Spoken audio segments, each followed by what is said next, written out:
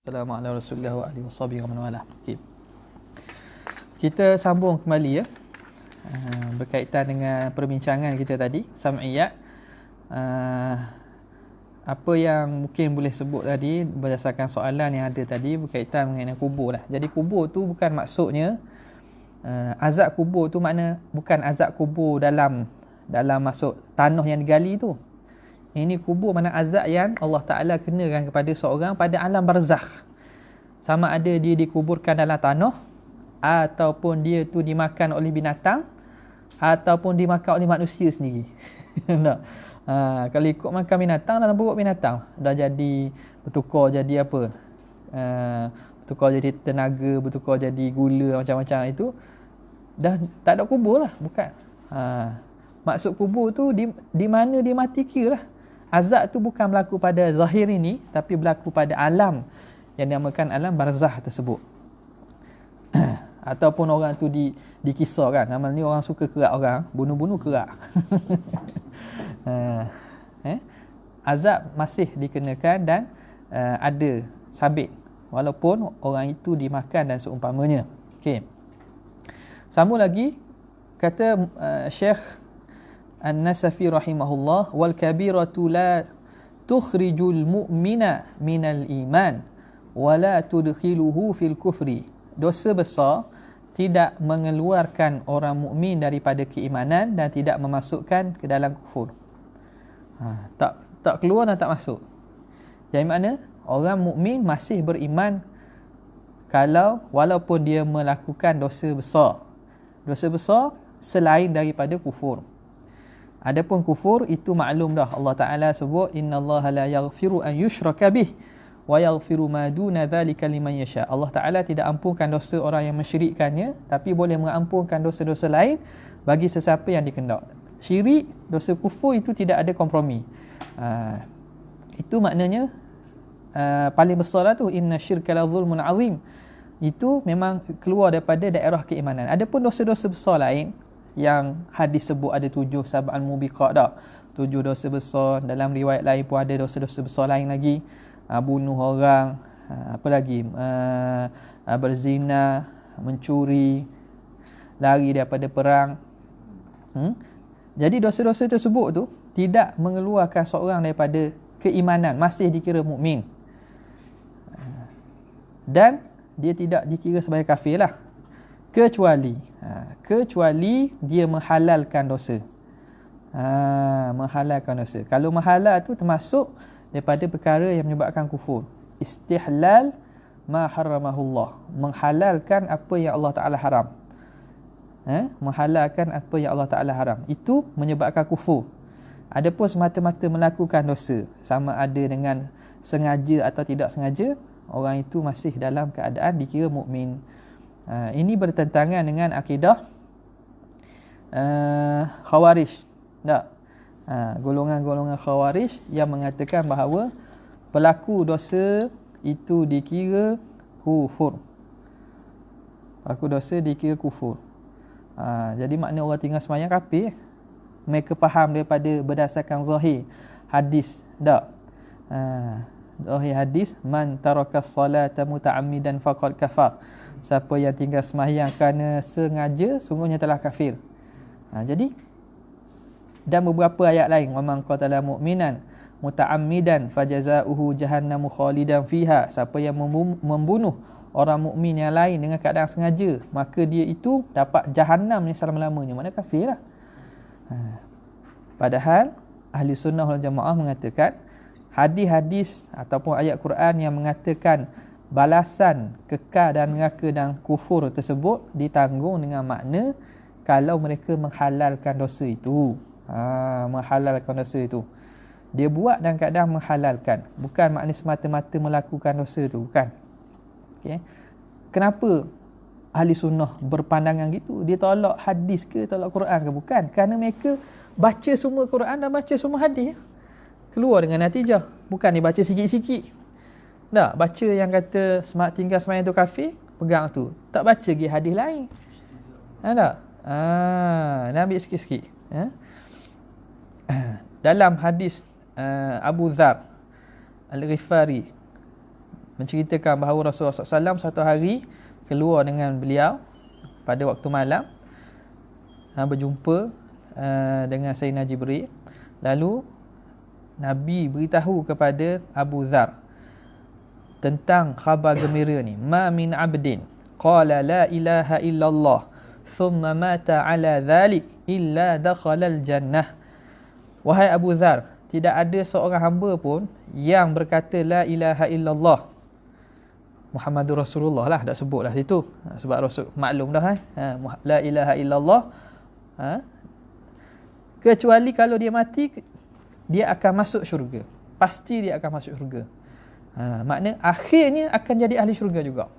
Qala Abu Dhar, berkata Abu Dhar, wa in zana wa in saraq, walaupun dia berzina, walaupun dia mencuri. Qala Rasulullah, wa in zana wa in saraq, walaupun berzina, walaupun mencuri. Lalu Abu Dhar tak puas hati. Abu Dhar ni tak puas hati, kata sebab ini satu benda besar ni. Nah, makna orang tu kalau beriman, mati dalam keadaan iman, dia akan masuk syurga juga. Lalu dia tanya, ya Rasulullah, wa in zana wa in saraq, walaupun berzina, walaupun mencuri. Nabi kata wa in zana wa in saraq. Lepas tu dia tanya lagi, Nabi kata wa in zana wa in saraq ala gharmi anfi Abi Dhar. Walaupun orang tu berzina, walaupun mencuri, ala gharmi anfi Abi Dhar, makna ropong hidung ropong hidung, makna walaupun Abu Dhar tak mau terima, gitu. Ala gharmi ni walaupun Abu Dhar tak mau terima, makna putus takut Nabi nak putus kalam dah. Ni tanya 2-3 kali tanya. Nabi kata walaupun mencuri, walaupun tak percaya. Tanya lagi Nabi, ala gharmi anfi Abi Dhar, makna walaupun Abu Dhar tak suka. Jadi itu satu hadis bisyarah, makna tingginya nilai keimanan itu yang menentukan seorang itu tidak kekal dalam neraka. Iman ni menyebabkan orang tu tidak kekal dalam neraka. Masuk neraka tak? Akan ditimbang amalan lah. Kalau ditetapkan amalan dosanya banyak, tak ada syafaat, itu akan diazab dulu. Tapi akhirnya dia tak akan kekal dalam neraka. Itu besarnya nilai keimanan. Okey. Dan ijma' berlaku di kalangan sahabat dan pada sahabat, orang yang tak semayang ke orang buat dosa besar, para sahabat ni masih semayang di atas jenazah tersebut, menanam di perkuburan orang Islam, menunjukkan bahawa pelaku dosa besar ini tidak dihukum kafir. Kalau kafir tak payah semayang. Tapi bila jenazahnya disemayangkan, menunjukkan dia itu dihukum sebagai hukum orang Islam. Okay. Jadi Khawarij dia tak terima lah. Dia tidak terima ini, dan dia kata orang itu orang kafir. Mu'tazilah pula, dia nak lari daripada dua-dua ni. Macam kira bijak sikit lah. Orang Islam kata orang kafir, orang Islam yang berdosa besar ni tetap akan masuk syurga. Khawarij kata ahli neraka. Mu'tazilah kata tak syurga, tak neraka. Manzilatun baina manzilatain, tengah-tengah di antara satu tempat, di antara dua tempat. Syurga pun tidak, neraka pun tidak. RNR, apa? Okey. Jadi itu pandangan Mu'tazilah. Ini pandangan ni keluar daripada pandangan para sahabat dan pandangan salafus salih. Mana ada tempat dua je, sama ada syurga atau neraka. Afaman kana mu'minan kaman kana fasiqa. Dua? Tak. Dua maknanya ada tengah-tengah, tak ada tengah-tengah. Ashabul A'raf tu sekejap saja itu. Yang kata duduk di A'raf tu, Ashabul A'raf tu, dia sekejap, dia akhirnya akan masuk syurga juga. Dia bukan tempat di antara dua tempat lah. Okey. Maka seterusnya Syekh An-Nasafi sebut, wallahu la yaghfiru an yushraka bihi wa yaghfiru ma duna dhalika liman yasha'. Allah Taala tidak mengampunkan bahawa dia tidak mengampunkan dosa orang mensyirikkannya, tapi diampunkan dosa selain syirik bagi siapa yang dia nak. Okey. Jadi dosa syirik ni tak diampun, apa maksud? Maksudnya kalau tidak taubat. Sebab ada juga masa saya mengajar di Terengganu tu, ada orang tanya, kata, dah kalau orang syirik bertaubat ke mana? Maksud Tuhan tak ampun dosa syirik ni kalau tidak bertaubat. dosa lain Tuhan boleh ampun walaupun tidak bertaubat. Itu nak beritahu dalam ayat ini. La yaghfiru an yushraka bihi wa yaghfiru ma duna dhalika liman yasha. Tuhan mengampunkan dosa selain syirik walaupun tidak bertaubat, Allah Taala boleh ampun. Tapi Tuhan nak ampun tak, kita tak tahu. Adapun taubat itu wajib. Tak, taubat itu wajib. Thumma dhunubu indana qismani saghiratun kabiratun fathani minhul matabu wajibun fil hali wala intiqadha in ya'ud fil hali. Dosa itu dua, dosa kecil, dosa besar. Yang kedua tu, dosa besar tu wajib fil hal. Maknanya kita melakukan dosa besar wajib bertaubat. Hatta dosa kecil sekalipun ulama kata wajib bertaubat. Bersegera bertaubat itu satu perkara yang perlu, wajib. Maknanya bila dah bertaubat dengan taubat yang nasuha, sah. Walan tiqadha in ya'ud fil hali, dan tidak akan terbatal taubat tu walaupun dia kembali buat dosa tu juga. Bila selesai syarat-syarat taubat yang sempurna, meninggalkan perbuatan itu, berazam untuk tidak melakukannya kembali, dan meninggalkan, berazam tidak buat kembali, dan berhenti, pertamanya menyesal. Menyesal. Lepas tu berazam tak mau buat dan tidak ulang. Berazam tak mau buat tu tak ulang lah. Berhenti dulu. Lepas tu menyesal. Lepas tu berazam tak nak buat. Berhenti dulu. Faham?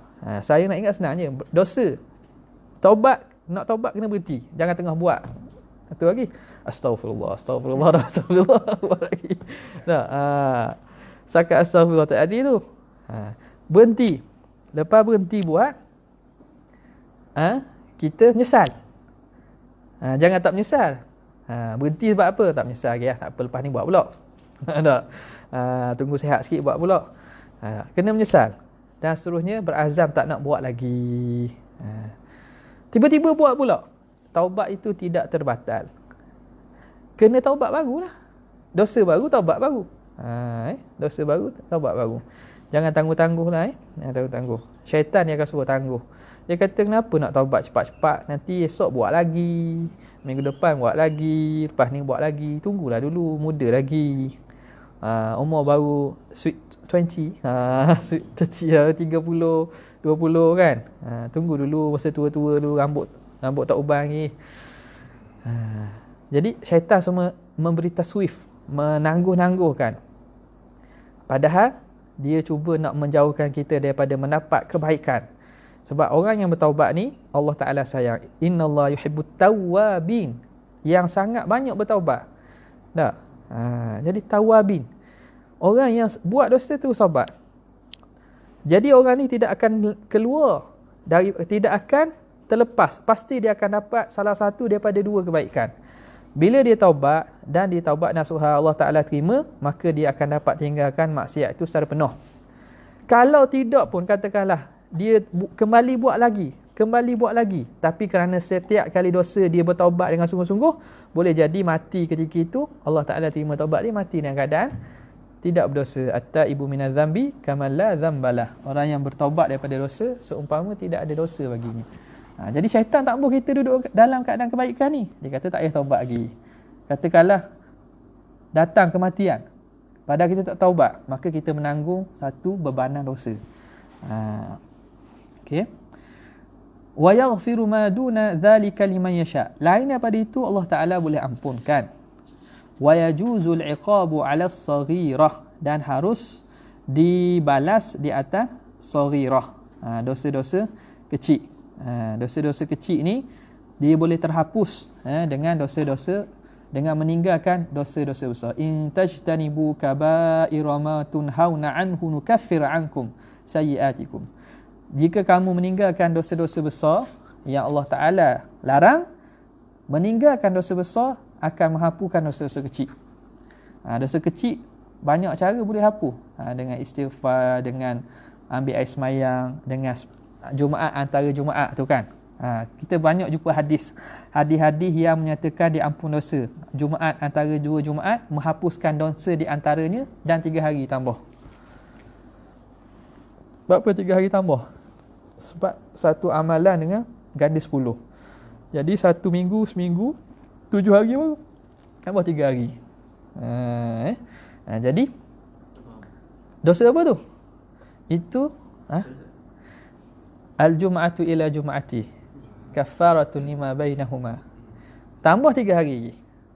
Jumaat antara Jumaat, kafarah di antara duanya. Tambah 3 hari. Yakni 10 hari lah.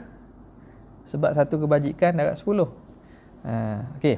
Jadi dosa-dosa dalam hadis yang kata diampunkan itu merujuk pada dosa kecil, bukan dosa besar.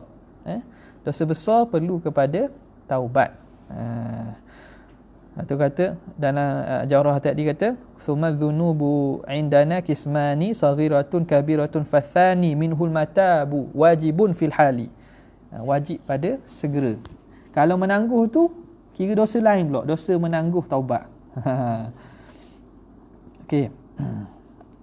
Wal afu 'anil kabirati idza lam takun 'an istihlali, dan pengampunan daripada dosa besar jika tidaklah daripada istihlal, tidak menghalalkan. Mana Allah Taala yajuzul afu, Allah Taala harus mengampunkan daripada dosa besar jika tidaklah dosa besar itu daripada dihalalkan. Makna orang itu tidak menghalalkan dosa besar, dia buat dosa besar, bukan dengan dia menghalalkan dosa, Allah Ta'ala juga mampu mengampunkan. Wal istihlalu kufrun, menghalalkan dosa besar itu kufur. Menghalalkan dosa besar kufur. Wasyafa'atu thabitatun lirrusuli wal akhyari fi haqqi ahli al-kaba'ir. Syafaat itu sabit bagi para rasul, orang-orang yang terpilih, pada hak ahli al-kaba'ir, pada hak orang-orang yang pelaku dosa besar. Okey, sekarang ni pembincangan mengenai syafaat.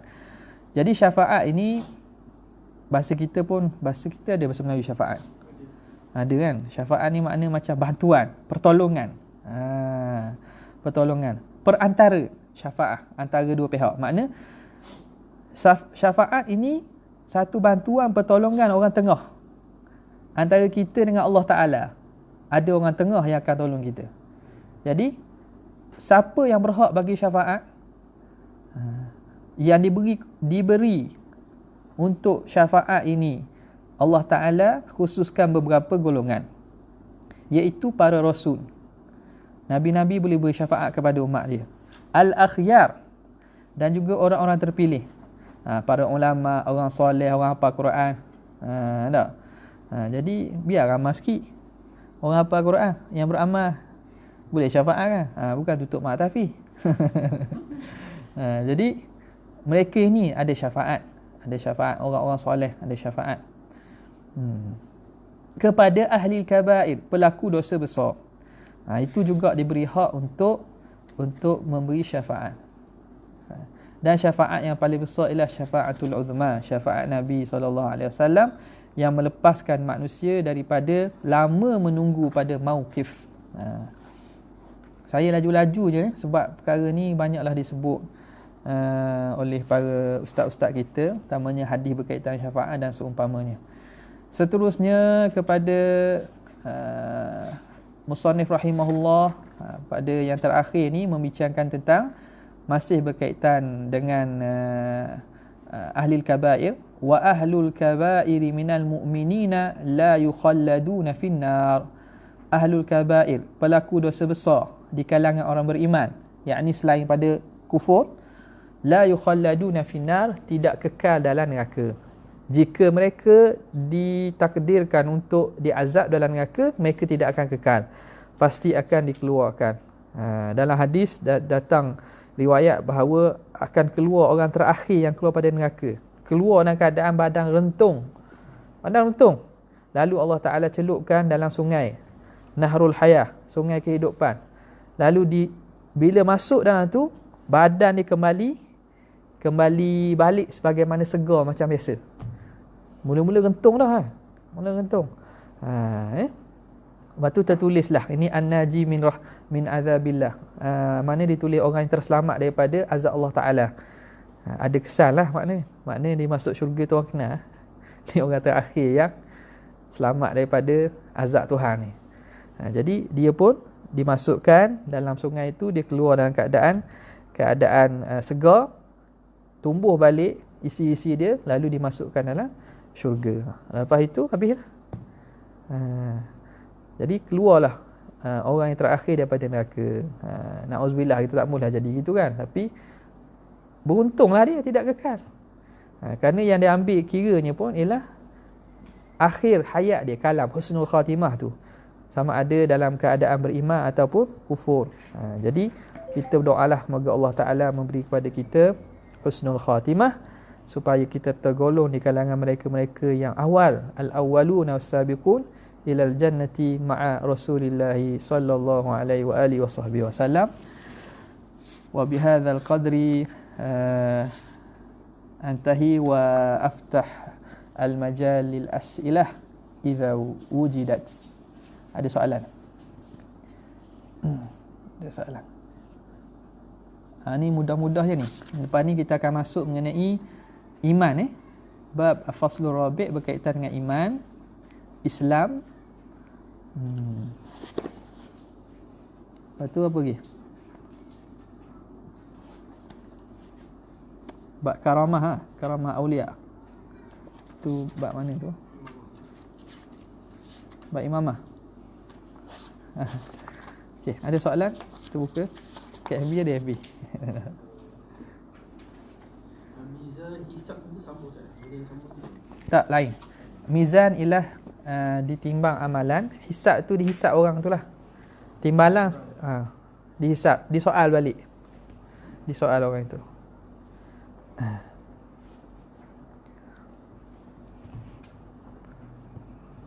Okey. Tak ada kita. Kalau tak ada kita tutup bebas sikit. Okey.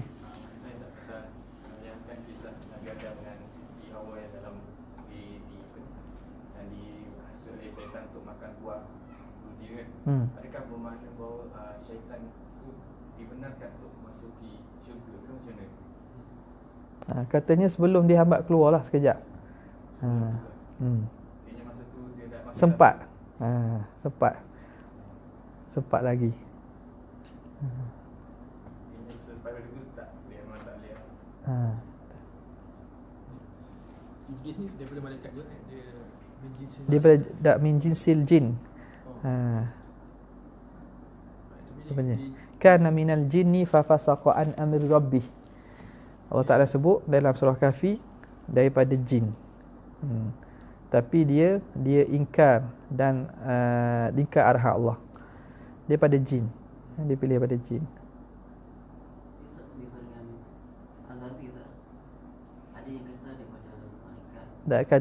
Katanya Azazil itu nama sebelum dia dilaknat. Azazil itu nama bagi iblis sebelum dilaknat. Setelah dilaknat dipanggil iblis. Al-matrudu min rahmatillah, iblis ablasa. Dia bukan, tak ada. Ayat Quran sebut kana minal jinni. Iblis itu daripada jin. Fa fasaqa an amri rabbih. Dia memang daripada jenis jin, cuma dia duduk dalam kalangan malaikat. Dan arahan Allah Ta'ala suruh sujud, usjudu li adama tu, arahan tu kena kepada semua yang hadir ketika itu, termasuklah malaikat dan juga iblis. Tapi iblis enggan sujud. Okay. Orang Yahudi kata dia takkan masuk neraka illa ayyaman ma'dudat. Ayyaman ma'dudat. Pada dakwah mereka beberapa hari sahaja. Kalau kita kata ni tak tahu orang beriman duduk dalam neraka tak kekal. Wa kana yawman 'inda rabbih ka alfi sanatin mimma ta'uddun. Wa kana yawman 'inda rabbika ka alfi sanatin mimma ta'uddun. Satu hari ka alfi sanah. Seumpama 100 tahun. 1000 tahun. Dalam riwayat lain khamsina alfa sanah, 50,000 tahun sehari. Dah lama dah. Jadi nisbah hari tu lain dah, tu hari akhirat. Nisbah hari pada akhirat dah lain dah, kiraan hari tu. Jadi dakwaan dia kata ayyam ma'dudat, Allah Ta'ala balas balik kata ayyam ma'dudat tu bukan pendek. Lama. Orang Yahudi tak ada. Orang Yahudi memang dia tak beriman pada Allah dan Rasul, akan kekal lah. Itu perkataan untuk menghalalkan mereka buat perkara-perkara dosa. Kata tak ada masalah neraka ini sekejap je. Tak ada masalah. Janji tak perlu ditepati. Tak ada masalah, dosa ni dosa masing-masing. Dan seumpama menghalalkan perkara yang maklum dia tu haram. Okey. Maksudnya bukan ke doktrin aswaja yang kata ahli sunnah pula. Orang beriman masuk neraka, akan keluar balik. Betul? Tak macam sama dengan Tak. orang Yahudi dia kata. Yang ma'dudat mesti keluar. Mereka berkata tujuan menghalalkan dosa. Kita berkata supaya menaruhkan rojak dan supaya menjauhkan daripada dosa. Bukan kata keluar, mari kita masuk neraka dululah, kita keluar. Tak, janganlah masuk. Walaupun keluar, nak ke duduk dalam neraka? Nak dapat haba pun tak boleh, nak cium bau pun tak boleh. Macam orang sebut pasal orang yang menisbahkan menyebut dosa-dosa dia itu sebagai takdir Tuhan. Dia sebut atas tujuan apa? Atas tujuan nak menghalalkan dosa dia ke, atau atas tujuan nak mengisafi kesilapan lalu dan menyatakan dan redha dengan ketentuan Tuhan. Dia cara kita lihat perkara tu kan. Okey. Ya. Berkaitan dengan sekarang ni kan nampakkan filem-filem hantu semua kan. Filem hantu. Jadi ada yang menyebabkan mengatakan jangan tengok filem hantu semua mengarut, maksudnya benda tak wujud. Orang salah anggap di antara hantu dengan jin. Macam mana Ustaz Hantu dengan jin. Apa beza tu? Jin tu adalah hantu tu hantu tu orang kata adalah. Orang pernah tengok kata adalah hantu tu. Jadi dia tu boleh jadi. Boleh jadilah. Hantu tu jemaah jin atau syaitan. Bila kita kata kalau tengok filem hantu, kita kata orang tu benda tu adalah khurafat. Wa ma adraka mal khurafah. Apa itu khurafat? Khurafat tu nama orang. Tahu dah cerita khurafat? Cerita khurafat tu, cerita orang nama khurafat. Dicolek dalam jin. Zaman Arab lagi. Nabi SAW satu hari cerita kepada isterinya, kata Siti Aisyah lah. Bila tu dia kata hadis khurafat. Nabi tanya, apa tahu tak apa itu khurafat? Khurafat tu seorang di kalangan Arab, dia kena colek dia jin. Jadi berapa lama dicolek dalam jin, dia masuk alam jin, lama-lama dia kembali balik alam dunia, dia pun ceritalah apa yang dia tengok pada alam jin, maka orang pun menisbahkan cerita tu pada cerita khurafah. Asal khurafat tu nama dia. Jadi cerita khurafat bab pelik. Jadi khurafat dalam bahasa Melayu ni merujuk kepada perkara-perkara mistik yang tahyul, yang tidak wujud kan. Itu tak tahu lah. Setengah tu kita lah sebut khurafat, tapi yang berkaitan tahyul tu maksud tak wujud tu adalah gambaran yang dibuat oleh kita tu, tapi hakikatnya benda tu makhluk halus memang wujud. Makhluk halus memang wujud, jin memang wujud. Alam yang kita tak nampak tu wujud. Cuma dalam bentuk jemaah-jemaah tu orang yang nampak lah, gitulah. Kita kata tahyul tu maksudnya khayalan. Ditarget untuk sekarang ni istilah je lah. Istilah tahyul, istilah khurafat tu diletak pada apa? Orang sebut banyak khurafat. Jadi kita jangan tersesat dalam istilah. Ni penting. Kita jangan tersesat dalam istilah. Kita nak kata apa-apa pun, nak kata tahyul ke khurafat apa pun, kena faham apa maksud khurafat, apa maksud tahyul, apa akidah ni, apa yang nak tekankan. Wujud alam gaib, alam jin, alam malaikat semua, percaya cukup. Nak panggil apa-apa ikutlah. Lepas tu dia nak mendakwa sesuatu, kena ada bukti. Tak? Kalau tak ada bukti, sekadar hikayat cerita-ceritalah. Orang yang merasainya, dia tahu. Orang tak rasa, dia tahu. Orang tak pernah nampak kan benda gitu, takkan dia tak percayalah. Mungkin tak percaya. Ada soalan dekat ni. Adakah akan berkurangan siksaan di akhirat setelah kena siksaan kubur? Berkurang tak berkurang tu wallahu alam. Berkurang tu wallahu alam, kita tak tahu. Sebab nisbah seksa tu tak tahu kan. Kalau dekat dunia kita boleh tahu 3 kali rotan. Tak?